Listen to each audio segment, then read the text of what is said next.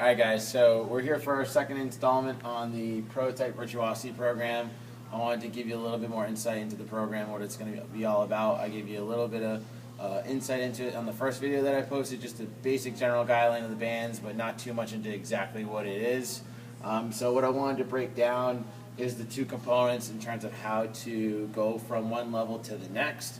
And those two components are based on fitness benchmarks and goals, and our core values. So just kind of getting into a little bit more detail on fitness benchmark and goals. This can be scaled based on age, gender, and movement capacity. So I don't want people to think that this is any form of elitism, or that we are saying that you need to be able to hit these high level standards of fitness in order to move up to the next level.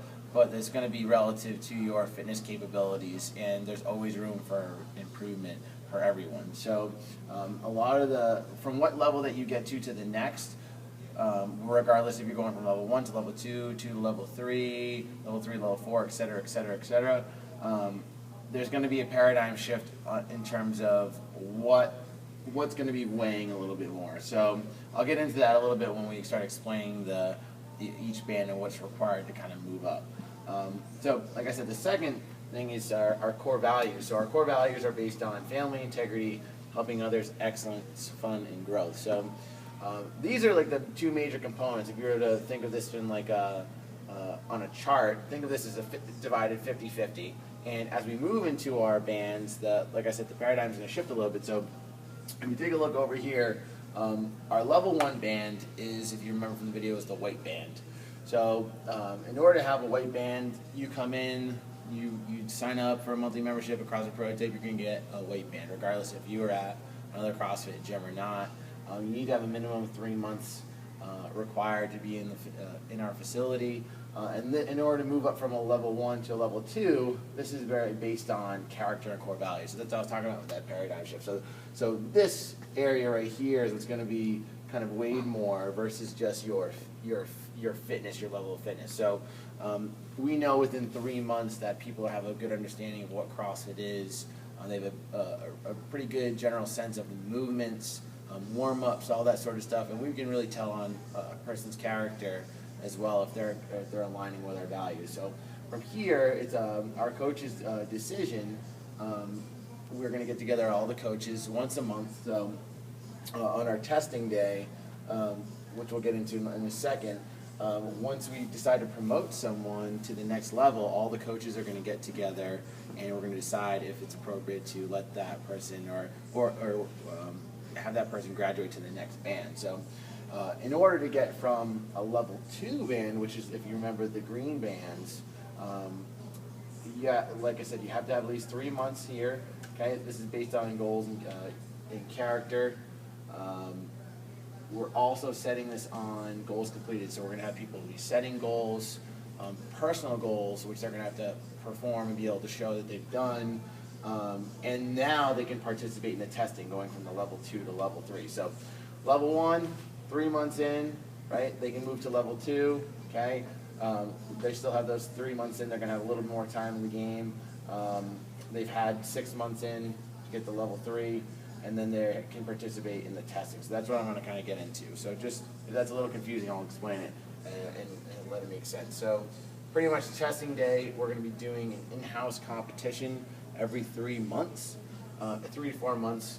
We haven't decided yet, but basically during this competition, we're going to give ahead of time individuals some baseline workouts to do. Now these baseline workouts are going to be retested in the in-house competition. Now whether you do well or not in those competitions or in those events, and if you've done better, etc., that'll give you the ability to progress and to step up to the next band.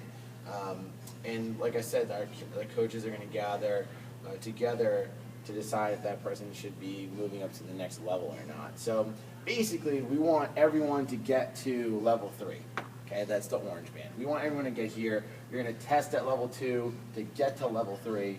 If you get to level 3, this is where we want people to get to. So you've been in the gym for at least 6 months.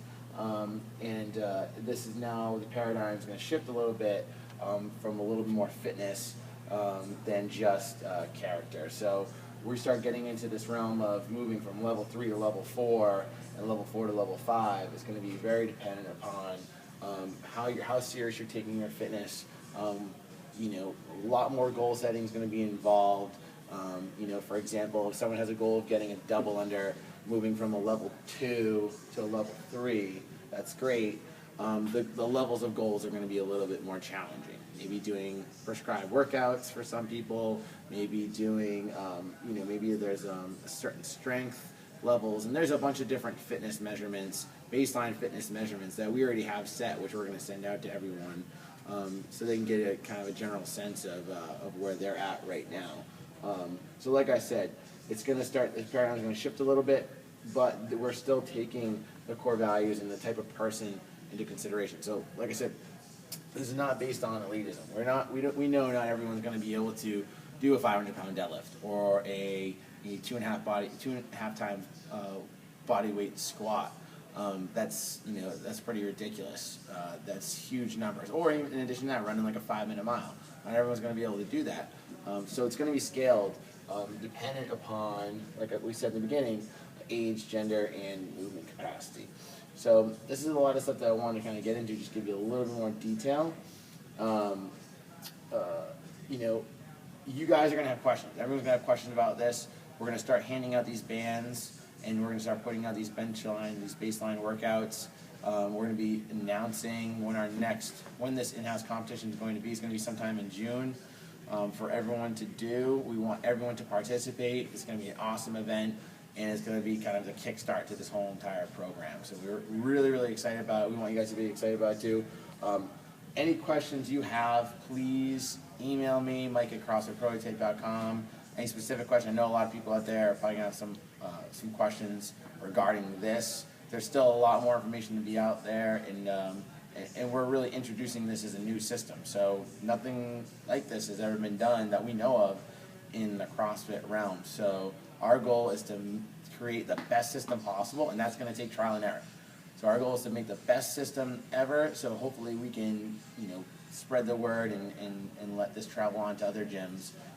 Like I said, if you remember from the first video, our goal with this program is to decrease risk of injury and to help retention and help people reach their goals. So that's the primary focus of the program, and it's all about having fun as well. So we're not looking to brand people or categorize people, and we're not looking to create this sort of elitism that, someone's a dark green band, they're better than me just because I have an orange band. It has nothing to do with that. It has to do with making the program safe, and it's about having fun and creating an environment where everyone can succeed. Thanks, guys.